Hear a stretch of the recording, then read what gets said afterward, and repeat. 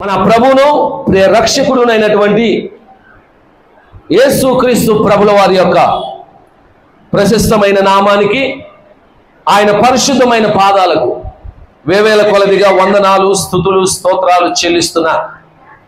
మరి కూడి వచ్చిన దేవుని పిల్లలైన మీ అందరికి కూడా నా వైపు చూడండి. ప్రభు నామములో అందరికీ వందనాలు తెలియజేస్తా ఉన్నాను. అందరికీ వందనాలు తెలియజేస్తున్నాను. అందరం దేవునికి స్తోత్రం చెప్దాం ఒకసారి.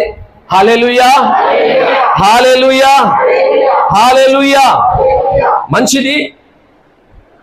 మే మాసం అంతా కూడా దేవుడు కాపాడి ఈ జూన్ మాసములో ఈ మొదటి తారీఖున మరి ఆదివారం పగటి కాలం అంతా దేవుని మందిరంలో మీరు ఉన్నప్పటికీ మరలా ఈ రాత్రి వాగ్దాన కూడికలోనికి మీరు ఆశతో దేవుని సన్నిధికి వచ్చి ఉన్నారు. తప్పక దేవుడు మిమ్మల్ని ఆశీర్వదిస్తాడు, మీ కుటుంబాలను ఆశీర్వదిస్తాడు, మిమ్మల్ని దేవుడు జ్ఞాపకం చేసుకునే దేవుడై ఉన్నాడు. దేవునికి స్తోత్రం. హల్లెలూయా. పరిశుద్ధ గ్రంథంలో నుండి ఒక మాట చదువుదాం. యెషయా గ్రంథం 7వ అధ్యాయం 7వ వచనం ఒకసారి చదువుకుందాం. యెషయా గ్రంథం 7వ అధ్యాయం 7వ వచనం. అయితే ప్రభు అయిన యెహోవా ఇలాగూ సెలవిచ్చుచున్నాడు, ఆ మాట నిలవదు, జరగదు. చాలండి. ప్రభు అయిన యెహోవా ఇలాగూ సెలవిచ్చుచున్నాడు, ఆ మాట నిలవదు, అది జరగదు. ప్రియమైన దేవుని బిడ్డలారా, ఇక్కడ రాయబడిన సందర్భాన్ని మన అందరం గమనించినట్లయితే యోధా దేశం మీదకి, దేవుని ప్రజల మీదకి శత్రువు కీడు చేయాలని, భయపెట్టాలని, ఓడించాలని వారు ప్రయత్నం చేస్తూ, ఇదిగో యోధాను భయపెడదాం రండి, యోధాకు కీడు చేద్దాం రండి అని అన్నప్పుడు దేవుడు వాక్కు తన ప్రజలైన యోధా వారికి ప్రత్యక్షమై దేవుడు ప్రవక్త ద్వారా మాట్లాడుతున్న మాటలేంటో తెలుసా? ప్రభు అయిన యెహోవా ఇలాగూ సెలవిచ్చుచున్నాడు, ఇదిగో మీ విషయమై వారు ఏ యోచనలు చేస్తున్నారు,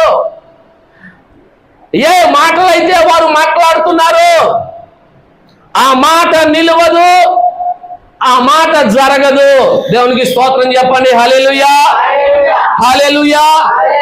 దేవునికి వ్యతిరేకమైన ఆలోచన అయినా, దేవునికి వ్యతిరేకమైన జ్ఞానమైనా, దేవుని పిల్లలకు వ్యతిరేకమైన ఆలోచన అయినా, దేవుని పిల్లలకు వ్యతిరేకమైన ఏ మాటైనా అది దేవుడు నిలవనివ్వడు, దేవుడు జరగనివ్వడు.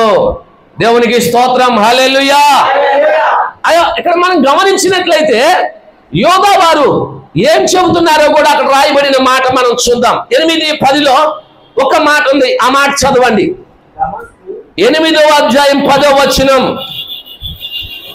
ఆలోచన చేసుకొనినను అది వ్యర్థమగును, మాట పలికినను అది నిలవదు. ఎందుకంటే దేవుడు మాతో. దేవునికి స్తోత్రం చెప్పండి. హల్లెలూయా. రాత్రి ఇక్కడ ఉన్న వారందరూ నాతో కూడా చెప్పండి, దేవుడు మాతో ఉన్నాడు. ఈ మాట ఎంత ధైర్యాన్ని ఇస్తుంది? నీ భర్త కాదు, నీ తల్లిదండ్రులు కాదు, నీ బంధువులు కాదు, నువ్వు ఆధారపడే ఏ ఒక్కరు కాదు, మనుషులు కాదు, దేవుడే మాతో ఉన్నాడు, దేవుడే మనతో ఉన్నాడు. కాబట్టి మీరు ఏ ఆలోచన చేసినా అది నిలవదు, మాకు ఏ కీడు చేయాలనుకున్నా అది జరగదు. మీరు మమ్మల్ని ఏమీ చేయలేరు, మీరు మమ్మల్ని భయపెట్టలేరు, మాకు కీడు చేయలేరు. ఎందుకంటే మా దేవుడైన యెహోవా మాతో. దేవునికి స్తోత్రం. హల్లెలూయా, హల్లెలూయా.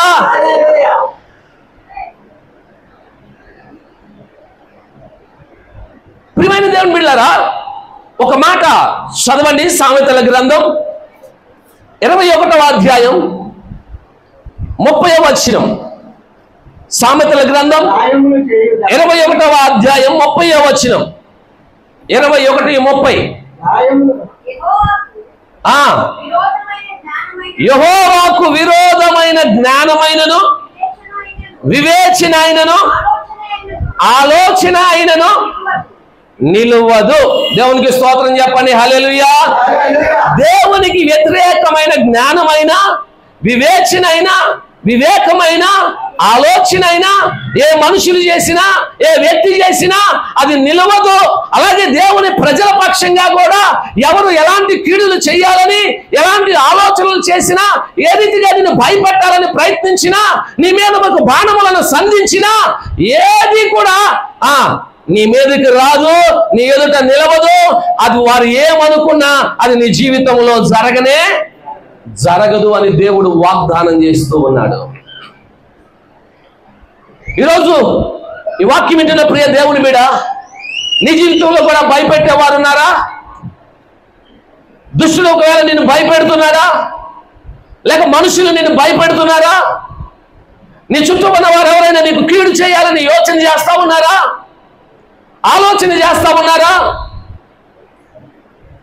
నీ గురించి తప్పైన పన్నాగములు పన్నుచూ ఉన్నారా? ఒకవేళ వారు ఏ ప్రయత్నాలు చేసినా, వారు ఎంతగా నిన్ను భయపెట్టాలని చూసినా, నీకు ఎంతగా కీడు చేయాలి అనుకున్నా, ఈ రాత్రి దేవుడు అంటున్నాడు, నీ శత్రువు భయము నిన్నేమి చేయలేదు. వారు ఎన్ని ప్రగల్భాలు పలికినా, ఎన్ని మాటలు పలికినా అవి నిలవవు, అవి ఏమవ్వంట, జరగవు. శత్రువు నిన్ను ఏమీ చేయలేడు. దేవునికి స్తోత్రం, హల్లెలూయా.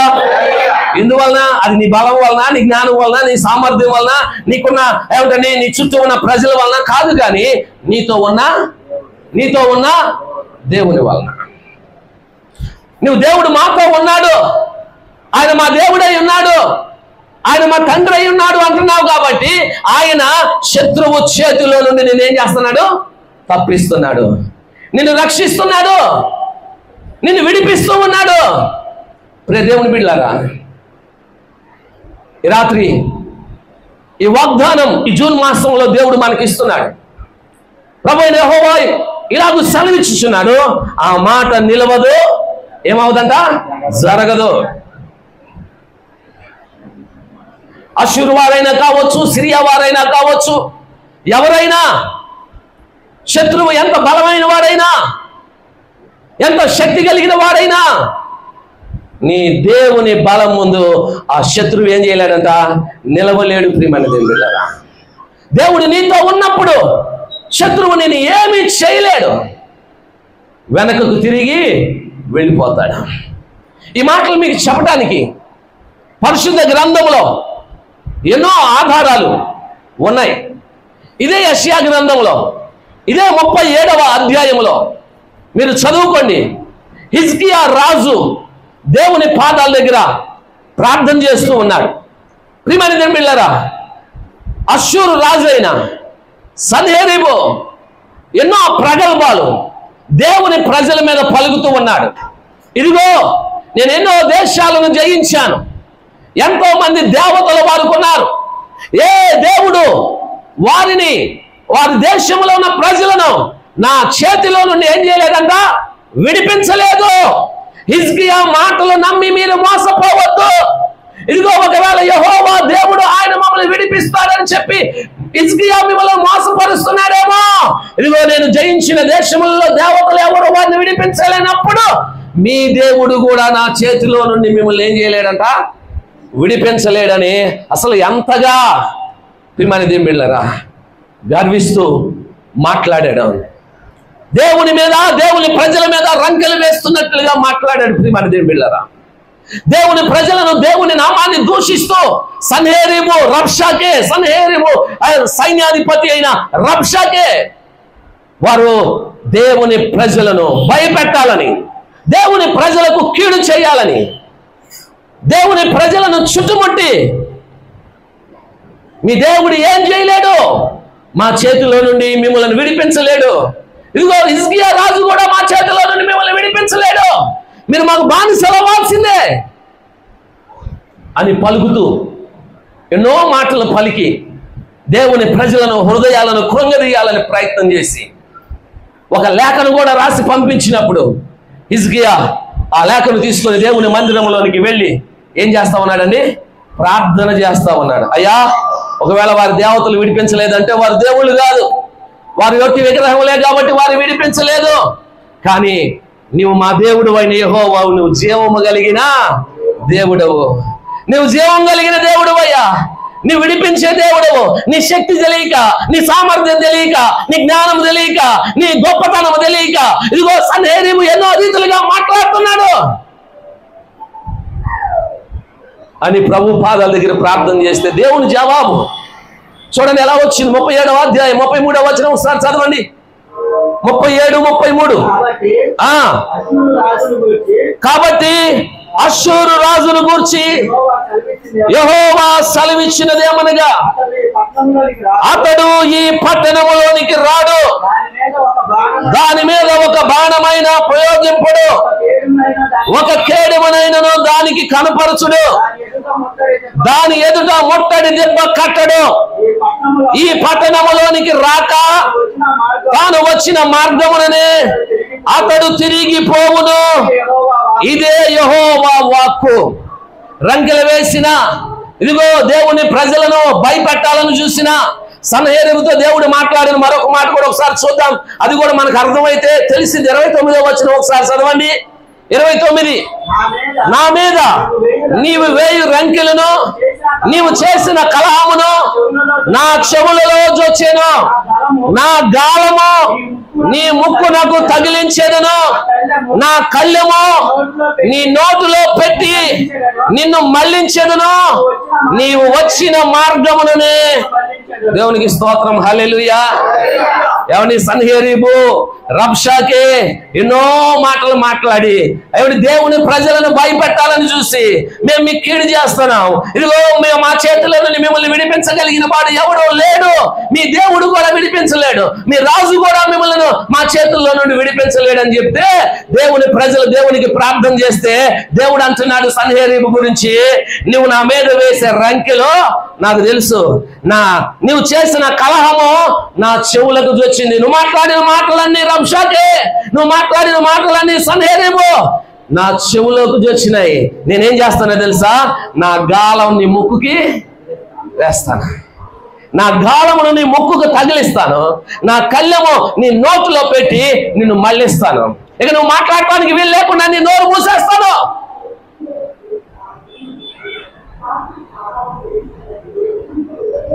బిళ్ళరా, నువ్వు వచ్చిన మార్గాన్ని తిరిగి వెళ్ళేలాగా నేనేం చేస్తానంట చేస్తానని దేవుడు చెప్పి ఇశ్రాయేలు ప్రజలతో, దేవుడు ప్రజలతో, యోధా ప్రజలతో దేవుడు మాట్లాడుతున్నాడు.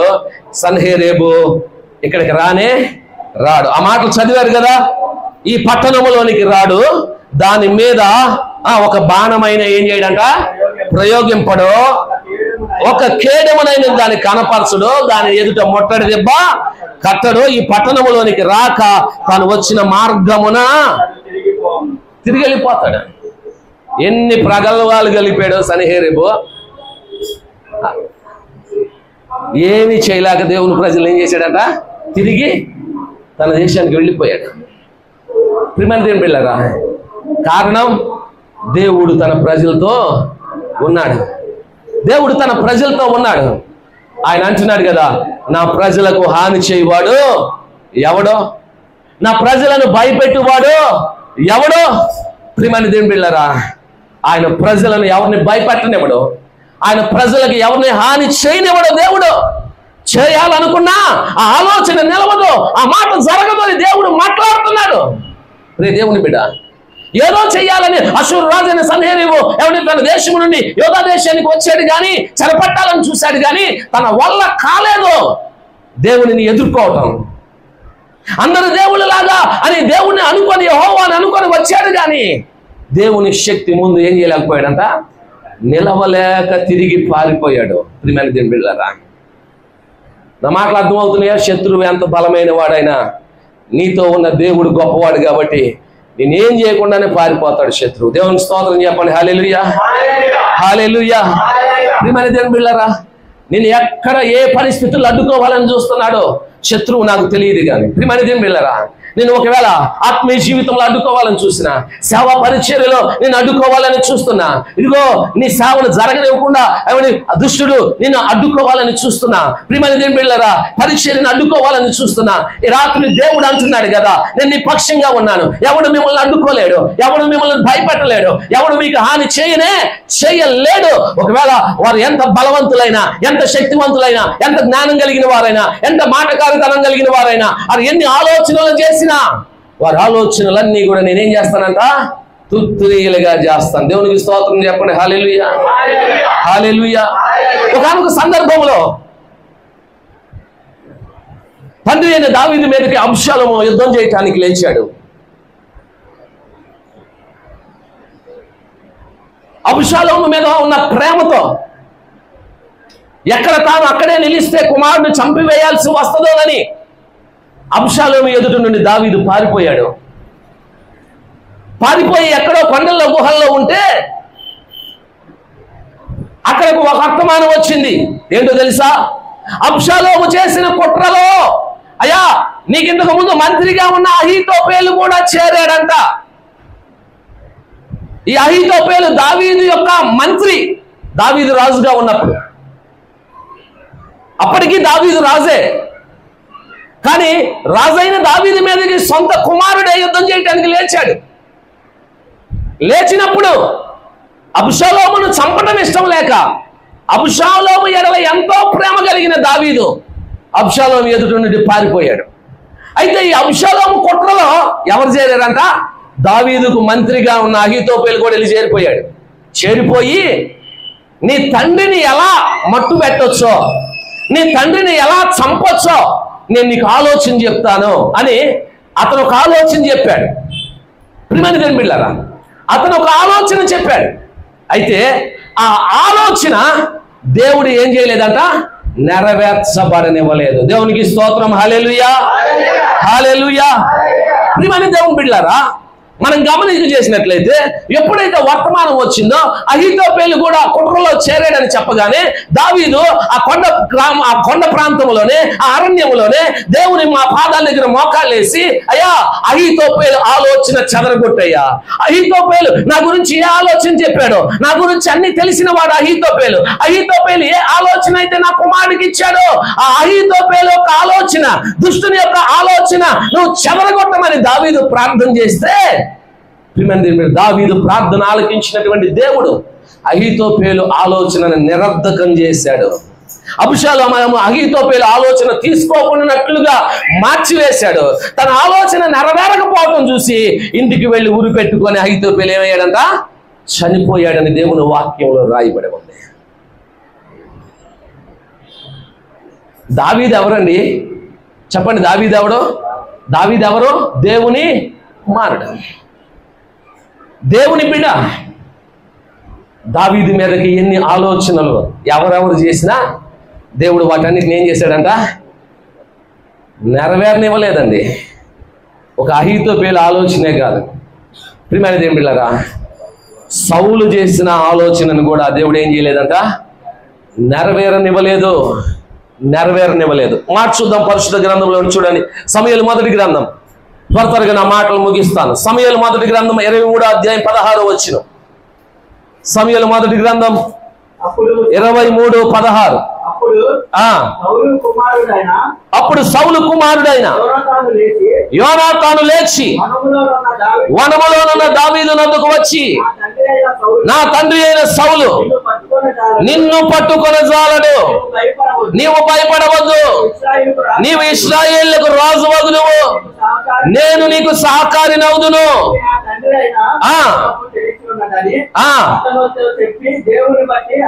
దేవునిని బట్టి అతనిని బలపరిచెను. దేవునికి స్తోత్రం. హల్లెలూయా.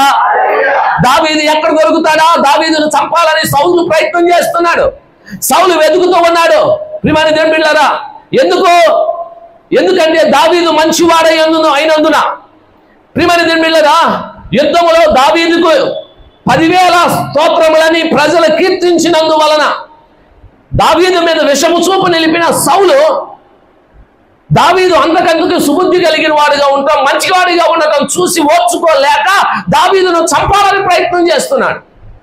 తన దగ్గర ఒక ఈట ఉంటుందంట, ఆ ఈటను తీసుకొని దావీదును పడవాలని ప్రయత్నం చేస్తూ ఉన్నాడు. చాలా పర్యాయాలు దావీదు మీదకి విసిరాడు, కానీ దేవుడు దావీదును ఏం చేశాడంట? తప్పించాడు. దేవుడు దావీదును తప్పించాడు. ఇప్పుడు సౌలుకు భయపడి సౌలు ఎదుట నుండి దావీదు పారిపోతూ ఆయా స్థలంలో తిరుగులాడుతూ ఉన్నప్పుడు సౌలు కుమారుడైన యోనాతాను దావీదుకు ఒక చక్కని స్నేహితుడిగా మరి సౌలుతో ఉన్నప్పుడు పరిచయం అయ్యాడు. ఇప్పుడు యోనాతాను ఏం చేస్తున్నాడు తెలుసా? దావీదుకు సహాయం చేస్తున్నాడు. అయ్యా దావీదా, నేను ఒక మాట చెప్తాను విను. నా తండ్రి అంత గొప్పోడైనా కావచ్చు, ఆయన రాజే అవ్వచ్చు, ఆయనకి యుద్ధ నేర్పరితనం ఉండొచ్చు, ఆయన సైన్యంతో చెబితే వారు ఏ మాట అయినా చేయొచ్చు.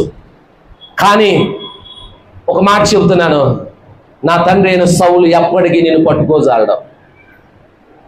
దేవునికి స్తోత్రం, హల్లెలూయా చెప్పండి. నా తండ్రి అయిన సౌలు ఎప్పటికీ నిన్ను పట్టుకోలేడు. అంతే. సైన్యం ఎంతున్నా, ఆయన గొప్పవాడే అయినా, ఆయన రాజే అయినా, ఆయనకి ఎన్ని క్వాలిఫికేషన్స్ ఉన్నా, ప్రియమైన దేవుని బిడ్డలారా, నిన్ను మాత్రం ఏం చేయలేడంట? పట్టుకోనే జాలడు. ఆయన పట్టుకోవటం ఆయన వల్ల కాదు. భయపడొద్దు. నువ్వు దేవుని బిడ్డవి, నేను ఎరిగి ఉన్నాను. నువ్వు దేవుని సంబంధివి. నిన్ను నా తండ్రి ఏం చేయలేడు. నిన్ను దేవుడు కాపాడుతాడు. ఇదిగో దావీదు, నేను నీతో చెప్తున్నాను విను. నువ్వు రాజు అవుతావు, నేను నీకేమవుతానంట? సహకారిని అవుతాను. దేవునికి స్తోత్రం, హల్లెలూయా హల్లెలూయా. నిజంగా వాస్తవానికి ఈ మాట యోనాతాను అన్నప్పుడు నాకు ఆశ్చర్యం అనిపించింది. వాస్తవానికి సౌలు తర్వాత రాజు అవ్వాల్సింది ఎవరండి? యోనాతానే. సౌలు కూడా ఒకానొక సందర్భంలో అన్నాడు, అరే నువ్వు రాజు అవ్వాలా, తర్వాత ఆ దావీదు వెనకాల తిరుగుతావేంట్రా? ఆ దావీదుతో నీకేం పని? దావీదు వెనకాల తిరుగుతూ దావీదును రాజును చేయాలని చూస్తావేంటి? దావీదు ఉంటే నువ్వు రాజు కాలేవు, దావీదు ఉంటే నువ్వు ఎప్పటికీ రాజు కాలేవు అని యోనాతానుతో సౌలు మాట్లాడుతుంటే యోనాతాను అంటాడు, నేను రాజు కాకపోయినా పర్వాలేదు, దావీదు ఎవరో నాకు తెలుసు, దావీదు ఎలాంటి వాడో తెలుసు, దావీదును దేవుడు ఎలా కోరుకున్నాడో నాకు తెలుసు, అతని మనసు నాకు తెలుసు, దేవుడు అతను కోరుకుంటున్నాడని నాకు తెలుసు. నేను రాజును అవ్వకపోయినా పర్వాలేదు, నాకు ఆశ లేదు రాజును అవ్వాలని, కానీ దావీదును మాత్రం రాజుగా చూడాలని బలమైన కోరిక నాలో ఉంది. దావీదును మాత్రం రాజుగా చూడాలనుకుంటున్నాను. సౌలేమో యోనాతాను రాజు చేయాలనుకుంటుంటే యోనాతానేమో దావీదును రాజుగా చూడాలని కోరుకుంటాడు. అందుకనే అడుగడుగున సౌలు ఏ ఆలోచన చేసినా అది దావీదుకు చేరవేస్తున్నాడు యోనాతాను. ఇదిగో పలానా స్థలానికి వెళ్ళొద్దయ్యా, ఫలానా స్థలానికి వెళ్ళొద్దు, నా తండ్రి సైన్యాన్ని పంపిస్తున్నాడు, నా తండ్రి పనివారిని పంపిస్తున్నాడు, అక్కడ నుండి పారిపో, అక్కడ నుంచి వెళ్ళిపో అని దేవుని ఆలోచన కలిగిన వాడుగా యోనాతాను ఎప్పటికప్పుడు దావీదుకు ఆలోచన చెబుతూ దావీదును తప్పిస్తూ వచ్చాడు. ఒకానొక సందర్భంలో దావీదు దగ్గరికి వచ్చి మాట్లాడుతున్నాడు, అయ్యా దావీదు, ఇన్ని చూశాను కదా, ఎన్ని ప్రయత్నాలు చేశాడు నా తండ్రి నేను చంపాలని, ఏది నెరవేరలేదు, ఏది నిలవలేదు, ఏది జరగలేదు. నేను మరలా చెబుతున్నాను, నా తండ్రి తన జీవితంలో ఎప్పుడు కూడా నిన్ను పట్టుకోలేడు. అంతే, నిన్ను పట్టుకోలేడుక. నువ్వు ఏం చేయొద్దంట? భయపడవద్దు, నువ్వు భయపడొద్దు, దేవుడు నీకు తోడుగా ఉన్నాడు, నువ్వు రాజు అవుతావు. తప్పనిసరిగా నువ్వేమవుతావంట? ఇశ్రాయేలు ప్రజలకు రాజు అవుతావు, నేను నీకు ఏమవుతాను? సహకారిని అవుతానని యోనాతాను తన దగ్గర ఉన్న ఏమంటే దుప్పటి, తన వీట, తనకున్న ఆయుధాలన్నీ కూడా ఎవరికి ఇచ్చాడంట? దావీదుకి ఇచ్చాడండి. దావీదుకి ఇచ్చాడు. ప్రియమైన దేవుని బిడ్డలారా, నా మాటలు ముగిస్తున్నాను, అర్థం చేసుకోండి. ఎందుకు దావీదును సౌలు ఏం చేయలేకపోయాడు? ఎందుకు దావీదు మీద ఒక చెడ్డ ఆలోచన అహీతోపెలు చేస్తే ఎందుకు నెరవేరలేదు? ఎందుకు సన్హెరీబ్ అయినా, రబ్షాకి అయినా, యోధా దేశాన్ని ముట్టడి వేయటానికి వచ్చి ఏమీ చేయలేక వెనక్కి తిరిగి వెళ్ళారు. ఒక బాణమైనా వేయలేదంట, ఒక కేడువనైనా ఉపయోగించలేదంట, ముట్టడి దిబ్బ కట్టలేదంట. ఎలా వచ్చారో అలాగే వెనక్కి ఎలాగ తిరిగి వెళ్ళారు. కారణం ఏమిటి అని అడిగితే ఒకటే, వారు దేవుని ప్రజలు, వారు దేవుని బిడలు. దేవుని బిడల పక్షంగా ఎవరుంటారంట? దేవుడు ఉంటాడు. దేవుడు ఉన్నప్పుడు అపవాదైనా, దుష్టుడైనా, మనుషులైనా, దుష్ట సంబంధమైన మనుషులైనా ఏది కూడా నిన్ను ఏమి చేయలేరు. అందుకనే యెహోషువతో దేవుడు ఏమన్నాడని, ఏ మనుష్యుడు నీ ఎదుట ఏం చేయలేడంట? నిలవలేడు. ఏ మనుషుడు కూడా నీ ఎదుట నిలవలేడు. నిజమే. యెహోషువ జీవితంలో దేవుడు ఇచ్చిన వాగ్దానం చూడండి. ఏ మనుషులు కూడా యెహోషువ ఎదుట ఏం చేయలేదంట? నిలవలేదు. ఎలాంటి ప్రయత్నాలు వచ్చినా, ఎలాంటి పరిస్థితులు వచ్చినా, ఎలాంటి అడ్డంకులు వచ్చినా, ఎలాంటి సమస్యలు వచ్చినా, శత్రువు ఏ రీతిగా ఏమంటే యెహోషువగా ఉన్న ఇశ్రాయేలు ప్రజల్ని ఎదుర్కోవాలని ప్రయత్నించినా యెహోషువ ఎదుట నిలవలేకపోయారు ఎవరైనా సరే. ప్రియమైన దేవుని బిడ్డలారా, ఈరోజు వాగ్దానం చేస్తున్నాడు దేవుడు, నీకు విరోధముగా రూపింపబడే ఏ ఆయుధమైనా అది వర్ధిల్లదు, అది నిలవదు, అది జరగదు. దేవుడు ఎల్లప్పుడూ నేను కాపాడుతూనే ఉంటాడు. దేవునికి స్తోత్రం చెప్పండి. హల్లెలూయా, హల్లెలూయా. ప్రభునందు ప్రియులారా, ఈ రాత్రికాల సమయంలో దేవుడు మనతో మాట్లాడుతున్న మాటలు ఇలా పరిశుద్ధ గ్రంథంలో మనం చూసుకుంటా వెళ్తే చాలా చోట్ల దేవుని ప్రజలకు శత్రువులు ఎదురొచ్చారు, భయాలు వచ్చినాయి, కీడులు వచ్చినాయి, సమస్యలు వచ్చినాయి, ప్రతికూలమైన పరిస్థితులు వచ్చినాయి, అపాయాలు వచ్చినాయి, తెగుళ్ళు వారి దాకా వచ్చినాయి. అయితే దేవుడు తన ప్రజలను ఏం చేస్తా ఉన్నాడు? కాపాడుతూ ఉన్నాడు. దేవుడు తన ప్రజలను ఏం చేస్తా ఉన్నాడు? సంరక్షిస్తా ఉన్నాడు. ప్రియమైన దేవుని బిడ్డలారా,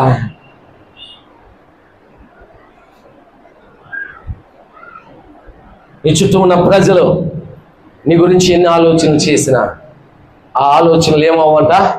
నిలవవు, జరగవు. దేవునికి స్తోత్రం. హల్లెలూయా. నా మాటలు ముగించే ప్రయత్నం చేస్తాను. ఇప్పటికీ కూడా మనం దరిదాపు 4 సంవత్సరాలు ఈ పరిచర్యను ప్రారంభించి ఇప్పటికీ అప్పుడప్పుడు వింటూ ఉంటాను, మన గురించి ఎన్నెన్నో ఆలోచనలు చేస్తూ ఉంటారు. మనల్ని ఎలా అణగద్రొక్కాలి, ఈ స్థలానికి ఎవరిని రానివ్వకుండా ఎలా అడ్డుకోవాలి, వారికి ఎలా కీడు చేయాలి,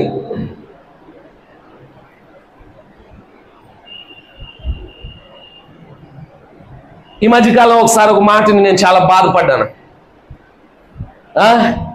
ఎదగనివ్వండి, ఎంత ఎత్తు ఎదుగుతారో అంత తొందరగా ఏమవుతారంట? పడిపోతారని ఎవరో మాట్లాడారంట.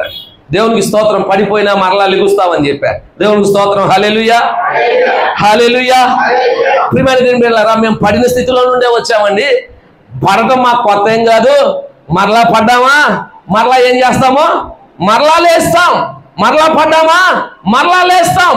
ప్రియమైన దేవుని బిడ్డలారా, ఎన్ని కీడులు చేయాలని చూసినా, ఎన్ని యోచనలు చేయాలని చూసినా, ఎంతమందిని అడ్డగించాలని చూసినా, ఈ స్థలానికి మందిరానికి రాకుండా చేయాలని ఎంతమందితో ఎన్ని రీతిలుగా మన గురించి తప్పుడుగా మాట్లాడి, మన గురించి దైవ సేవకులమైన మా గురించి కూడా చెడుగా చెబుతూ ఆ సంఘానికి వెళ్లే వారందరూ అలాంటి వారు ఇలాంటి వారు అని చెప్పి వారికి తెలియని మాటలు మాట్లాడి ఎన్నెన్నో చేసి ఎంతగానో అడ్డుకోవాలని ఎంతవరకు ప్రయత్నాలు చేస్తూ వచ్చారు. కానీ నేను మరలా చెబుతున్నాను, ఈరోజు వారి ఆలోచన ఏది కూడా ఎంతవరకు నిలవలేదు. దేవునికి స్తోత్రం చెప్పండి. హల్లెలూయా, హల్లెలూయా.